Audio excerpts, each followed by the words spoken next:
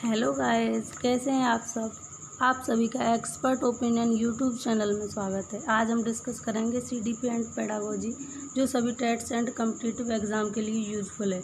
यदि वीडियो पसंद आए तो वीडियो को लाइक, शेयर एंड सब्सक्राइब करें और वीडियो को अंत तक देखें। आज का हमारा डिस्कशन पेडागोजी स्पेशल में है, जिसकी सीरीज़ एक्सपर्ट ओपिनियन चैनल पर चलाई गई है। इस सीरीज़ में ये हमारी सेकंड क्लास है। गाइस, चैनल को शेयर करके हमें मोटिवेट करें। तो चलिए आज का सेशन स्टार्ट करते हैं।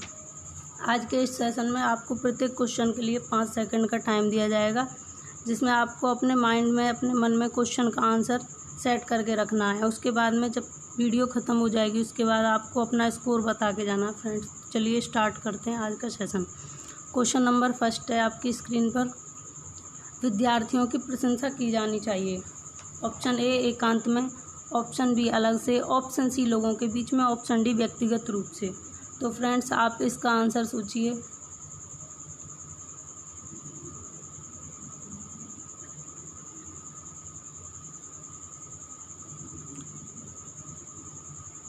फ्रेंड्स, आपने इसका आंसर सोच लिया होगा, तो इसका राइट आंसर है ऑप्शन नंबर सी, लोगों के बीच में। विद्यार्थियों की प्रशंसा फ्रेंड्स हमेशा लोगों के बीच में की जानी चाहिए। ये सकारात्मक पुनर्बलन प्रदान करता है। बच्चे को सकारात्मक हमें पॉजिटिव पुनर्बलन, पॉजिटिव रीइंफोर्समेंट प्रदान करता है, जिससे विद्यार्थी अच्छे कार्य के लिए प्रेरित होते हैं। लोगों के बीच प्रशंसा करने से उनकी सामाजिक प्रतिष्ठा बढ़ती है तथा सामाजिक स्वीकृति में वृद्धि होती है। तो फ्रेंड्स, आगे बढ़ते हैं। Question number second. लुम्सडेन ने शिक्षा तकनीकी को कितने रूपों में बांटा है। Option number A 1, option B 2, option C 3, option D 4। तो फ्रेंड्स, आप इसका आंसर सोचेंगे।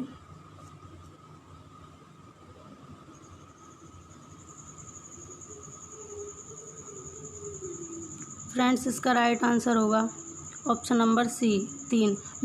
लुम्सडेन ने शिक्षा तकनीकी को 3 रूपों में बांटा है। जो लुम्सडेन ने इस प्रकार विभाजित किए: शैक्षिक तकनीकी प्रथम या कठोर शिल्प उपागम, नंबर 2 है शैक्षिक तकनीकी द्वितीय या मृदुल शिल्प उपागम, नंबर 3 शैक्षिक तकनीकी तृतीय या प्रणाली विश्लेषण। इनकी तकनीकी को शैक्षिक तकनीकी प्रथम, शैक्षिक तकनीकी द्वितीय और शैक्षिक तकनीकी तृतीय के नाम से भी जाना जाता है। आगे बढ़ते हैं फ्रेंड्स। क्वेश्चन नंबर थर्ड है आपकी स्क्रीन पर। आप एक विषय पर क्लास में पढ़ा रहे हैं, तब एक विद्यार्थी उस विषय से असंबंधित प्रश्न पूछता है, तब आप क्या करेंगे।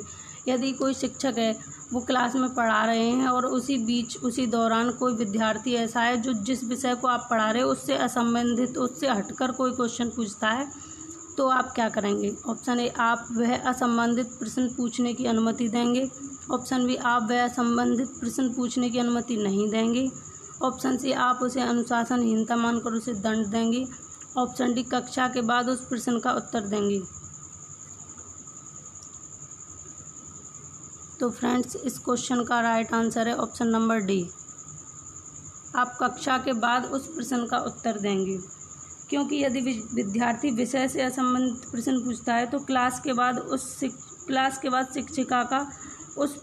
शिक्षिका उस प्रश्न पर चर्चा कर सकती हैं, उसका उत्तर दे सकते हैं। क्योंकि बीच में उत्तर देने से शिक्षण अधिगम प्रक्रिया में व्यवधान उत्पन्न होगा, और यदि प्रश्न पूछने की अनुमति प्रदान न की गई तो विद्यार्थी के जिज्ञासा का समाधान नहीं हो पाएगा, जो रचनात्मकता को बाधित करेगा। यदि विद्यार्थी से बीच में क्वेश्चन पूछने के बाद अगर आप शिक्षक कहते हैं कि आपने बीच में क्वेश्चन पूछ लिया, आप ऐसे क्वेश्चन नहीं पूछेंगे, तो विद्यार्थी डिमोटिवेट हो जाएगा, उसकी रचनात्मकता का विकास वहीं पर रुक जाएगा।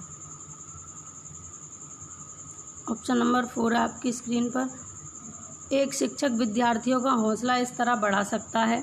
ऑप्शन ए, योग्य इनाम देकर, ऑप्शन बी, योग्य मार्गदर्शन करके, ऑप्शन सी, उदाहरण देकर, ऑप्शन डी, कक्षा में भाषण देकर। तो फ्रेंड्स, आप इसका आंसर सोचेंगे।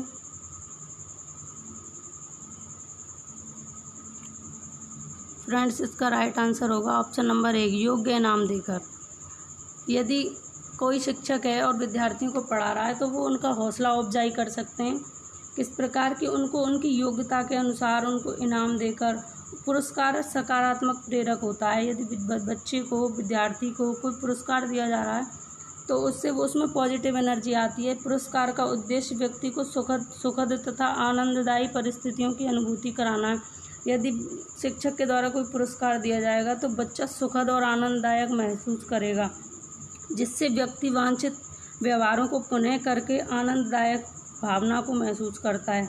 व्यक्ति, अगर बच्चा है उसे पुरस्कार दिया जाएगा, उसमें पॉजिटिव एनर्जी आएगी तो वो वांछित व्यवहार करेगा, जैसा शिक्षक चाहेंगे, जैसा उसे बनाना चाहेंगे वह उसी प्रकार का व्यवहार करेगा। क्वेश्चन नंबर 5, शिशु केंद्रित चाइल्ड सेंटर्ड कक्षा में सामान्यतः बच्चे इनसे सीखते हैं। ऑप्शन ए मुख्यतः शिक्षक से, ऑप्शन बी व्यक्तिगत रूप से, ऑप्शन सी समूह में, ऑप्शन डी व्यक्तिगत रूप से और समूह में। तो गाइज, चाइल्ड सेंटर्ड एजुकेशन वह एजुकेशन होती है जिसमें बच्चे को केंद्र मानकर हम शिक्षा देते हैं। बच्चे को, विद्यार्थी, शिक्षार्थी जो है, लर्नर है, उसको केंद्र मान के शिक्षक पर्दे के पीछे रहता है और सिर्फ एक सुगमदाता, मार्गदर्शक होता है। उसकी परेशानियों को सरलतापूर्वक उनका निवारण करता है, लेकिन मुख्य केंद्र बिंदु उसमें चाइल्ड ही होता है, शिशु ही होता है। तो फ्रेंड्स, आपने इसका आंसर सोच लिया होगा। इसका राइट आंसर है ऑप्शन नंबर डी, व्यक्तिगत रूप से और समूह में भी। कोई भी बच्चा यदि वह ज्ञान ग्रहण कर रहा है, कक्षा में सीख रहा है, तो वह व्यक्तिगत रूप से भी सीखता है और सामान्यतः भी सीखता है। शिशु केंद्रित कक्षा में सामान्यतः बच्चे व्यक्तिगत रूप से भी सीखते हैं और समूह में भी सीखते हैं। इस प्रकार कक्षा में बालक की रुचियों, प्रवृत्तियों, क्षमताओं को ध्यान में रखकर ही शिक्षा प्रदान की जाती है। चाइल्ड सेंटर्ड एजुकेशन में क्या होता है फ्रेंड, रुचियों, बच्चे की रुचि, प्रवृत्ति, क्षमताओं, उन सब को ध्यान में रख कर ही शिक्षा प्रदान की जाती है तथा पाठ्यक्रम को छोटे छोटे हिस्सों में बांटकर शिक्षण प्रदान किया जाता है। ऐसा नहीं है कि बच्चे को एकदम बोझ बना दिया, उस पर शिक्षा का इतना ऐसे कर देते हैं कि इतना वर्क दे दिया, होमवर्क दे दिया जो बच्चा उसे कर ही नहीं पाए। तो चाइल्ड सेंटर्ड एजुकेशन है बच्चे की रुचि, क्षमता, अभिवृत्तियों, उसकी योग्यता के अनुसार उसे शिक्षण प्रदान करना है। क्वेश्चन नंबर 6 है, विद्यार्थी जो वर्ग में प्रश्न पूछता है उसे डैश है। वर्ग के बाद अध्यापक को मिलने की सलाह देनी चाहिए। वर्ग में चर्चा के दौरान भाग लेने के लिए प्रोत्साहन करना चाहिए। प्रश्न पूछने को जारी रखने पर प्रोत्साहित करना चाहिए। उत्तर खुद ढूंढने के लिए प्रोत्साहन करना चाहिए। तो फ्रेंड, आप इसका आंसर सोचेंगे। फ्रेंड्स, का राइट आंसर है ऑप्शन नंबर सी, प्रश्न पूछने को जारी रखने पर प्रोत्साहित करना चाहिए। विद्यार्थी जो वर्ग में प्रश्न पूछ रहा है उसे प्रश्न पूछने को जारी रखने पर प्रोत्साहन करना चाहिए। ऐसे विद्यार्थी जो सीखने के लिए प्रेरित रहते हैं वे कक्षा में प्राय प्रश्न पूछते रहते हैं। कोई बालक है, कोई बच्चा है, अगर वो जिज्ञासु है, यदि जिज्ञासु है तो बार बार प्रश्न वो पूछता रहता है, क्योंकि उनमें विषय से संबंधित अनेक प्रकार की जिज्ञासा उत्पन्न होती रहती हैं। उनको शांत करने के लिए अध्यापक के लिए आवश्यक होता है। जब अध्यापक उनके क्वेश्चंस का आंसर देंगे तभी तो उनकी जिज्ञासाएं शांत होंगी, इसलिए उनको प्रश्न पूछने के लिए प्रोत्साहन करना चाहिए। क्वेश्चन नंबर 7, हर शिक्षार्थी अद्वितीय है, इसका क्या अर्थ है। प्रत्येक शिक्षार्थी अद्वितीय है, अनेक उसमें विभिन्नताएं हैं, विशिष्ट है प्रत्येक बच्चा, इसका क्या अभिप्राय है। ऑप्शन ए, कोई भी शिक्षार्थी अपनी योग्यता, रुचि तथा बुद्धि में एक समान नहीं होता। ऑप्शन बी, शिक्षार्थियों के लक्ष्य समान होते हैं। ऑप्शन सी, सभी शिक्षार्थियों के लिए समान पाठ्यचर्या संभव नहीं है। सभी शिक्षार्थियों के लिए समान पाठ्यचर्या संभव नहीं है। ऑप्शन डी, बेमेल कक्षा में छात्रों की क्षमता विकसित करना असंभव है। तो आप इसका आंसर सोचेंगे।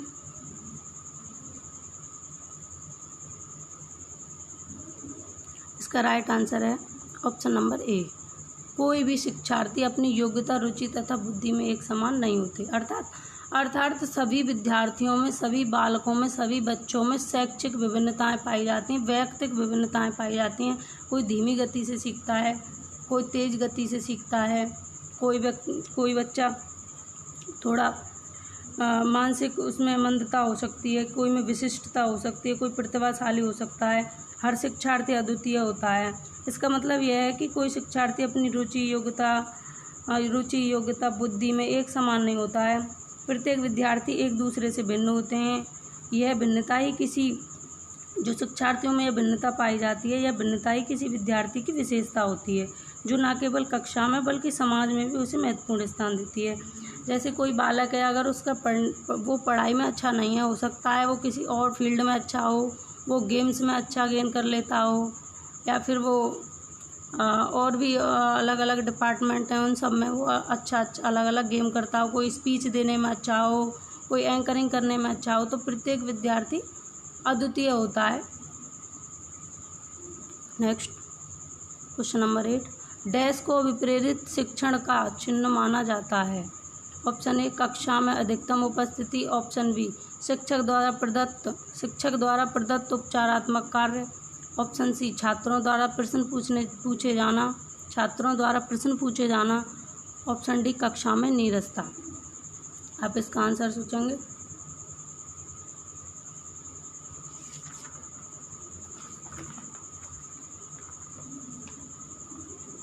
आपने इसका आंसर सोच लिया होगा। इसका राइट आंसर है ऑप्शन नंबर सी, छात्रों द्वारा प्रश्न पूछा जाना। छात्र यदि प्रश्न पूछ रहे हैं तो इसका मतलब ये है कि वो अभिप्रेरित हैं, उनका शिक्षण अभिप्रेरण के द्वारा कराया जा रहा है। कक्षा में छात्रों द्वारा प्रश्न पूछे जाने को अभिप्रेरित शिक्षण का चिन्ह माना जाता है, क्योंकि शिक्षण अधिगम प्रक्रिया एक सक्रिय प्रक्रिया है जिसमें शिक्षक और छात्र दोनों का सक्रिय रहना अपेक्षित है। अगर शिक्षण कार्य चल रहा है और उसमें शिक्षक यदि सक्रिय हैं और छात्र सक्रिय नहीं हैं तो वो शिक्षण कभी सफल नहीं हो सकता। और यदि दोनों शिक्षक और शिक्षार्थी दोनों सक्रिय हैं तो वे सफल और अभिप्रेरित शिक्षण का चिन्ह माने जाते हैं। जब छात्र अधिगम के प्रति अभिप्रेरित होते हैं तो वे अपनी जिज्ञासा प्रश्न पूछकर प्रकट करते हैं। यदि किसी छात्र को अच्छे से समझ आ रहा, वो नीरसता नहीं है उसके अंदर, उसका माइंड, उसका प्रेजेंट बॉडी और प्रेजेंट माइंड है क्लास के अंदर, तो वो प्रश्न पूछेगा, अपने विषय से संबंधित प्रश्न जरूर पूछेगा तथा शिक्षक तुरंत उनकी जिज्ञासा को शांत करने का प्रयास करते हैं। नेक्स्ट क्वेश्चन नंबर 9, किस स्थान पर बालक के संज्ञानात्मक विकास को सर्वश्रेष्ठ ढंग से परिभाषित किया जा सकता है। बच्चे के संज्ञानात्मक विकास की बात हो रही है गाइस। ऑप्शन ए खेल के मैदान में, ऑप्शन बी विद्यालय एवं कक्षा वातावरण में, ऑप्शन सी प्रेक्षागृह में, ऑप्शन डी घर में। संज्ञानात्मक विकास की जब बात की जाती है फ्रेंड्स, तो ऑप्शन नंबर बी यहाँ पर राइट हो जाता है। ऑप्शन नंबर बी विद्यालय एवं कक्षा वातावरण में। तो बालक के संज्ञानात्मक विकास को सर्वश्रेष्ठ ढंग से परिभाषित किया जा सकता है विद्यालय एवं कक्षा वातावरण में। विकास के लिए विभिन्न प्रकार की परिस्थितियों का निर्माण किया जाता है, जिसमें बच्चे अपनी तार्किकता, विद्यालय में या कक्षा के अंदर विकास के लिए विभिन्न परिस्थितियों का निर्माण किया जाता है, जिसमें बच्चे अपनी तार्किकता, चिंतन, प्रत्यक्षीकरण, स्मृति, संवेदनशीलता और निर्णय क्षमता के द्वारा मानसिक शक्तियों का उपयोग करते हुए अपना संज्ञानात्मक विकास दिखाते हैं या संज्ञानात्मक विकास प्रदर्शित करते हैं। यदि फ्रेंड एक क्वेश्चन और आता है यहाँ पे इसी तरीके का कि किस स्थान पर बालक के सामाजिक विकास को सर्वश्रेष्ठ ढंग से परिभाषित किया जा सकता है, तो यहाँ पर गड़बड़ हो जाती है।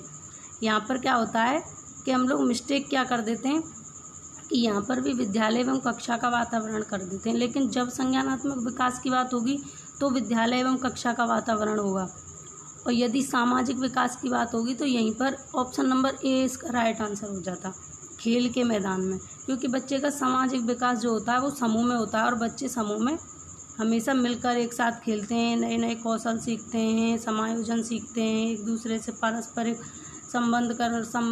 संप्रेषण करना सीखते हैं, प्रेम, भाई बंधुत्व की भावना सीखते हैं। इसलिए संज्ञानात्मक विकास होगा तो विद्यालय एवं कक्षा का वातावरण और सामाजिक विकास की बात होगी तो खेल के मैदान में। नेक्स्ट क्वेश्चन नंबर 10, अधिगम को बेहतर बनाया जा सकता है यदि वास्तविक जगत, ऑप्शन ए वास्तविक जगत की परिस्थितियों को कक्षा में लाया जाए, जिसमें छात्र एक दूसरे से परस्पर संवाद करें तथा शिक्षक इसे सुगम बनाएं, ऑप्शन बी कक्षा में अधिक से अधिक सहायक सामग्री का उपयोग किया जाए, ऑप्शन सी शिक्षक अलग किस्मों के व्याख्यान एवं स्पष्टीकरणों का उपयोग किया जाए, ऑप्शन डी कक्षा में सर्वाधिक जांच परीक्षाओं पर अपेक्षित ध्यान दिया जाए।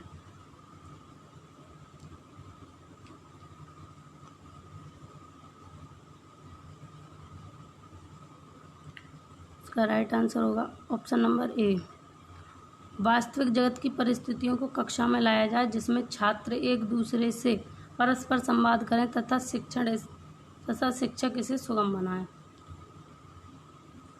ऑप्शन बी जो है, कक्षा में अधिक से अधिक सहायक सामग्री का उपयोग किया जाए, गलत यह भी नहीं है, सही है, लेकिन हमें बेस्ट ऑप्शन को चूज़ करना है। इसमें बेस्ट ऑप्शन ए है, वास्तविक जगत, क्योंकि एनसीईआरटी 2005 ये कहता है कि बच्चे को जो शिक्षा दी जा रही है वो उसके वास्तविक जगत से, उसके दैनिक जीवन की परिस्थितियों से जोड़कर उसे प्रदान की जाए, जिसमें छात्र एक दूसरे से वाद विवाद करते हैं, संप्रेषण करते हैं तथा शिक्षक के द्वारा इसे सुगम बनाया जाता है। नेक्स्ट क्वेश्चन नंबर 11, निम्नलिखित में से कौन सी प्रगतिशील शिक्षा की विशेषता है? ऑप्शन ए, परीक्षा में अंक प्राप्त करने पर बल। ऑप्शन बी, बार बार ली जाने वाली परीक्षाएं। ऑप्शन सी, समय सारणी और बैठने की व्यवस्था में लचीलापन। ऑप्शन डी, केवल प्रस्तावित पाठ्य पुस्तकों पर आधारित अनुदेश। आप इसका आंसर सोचेंगे।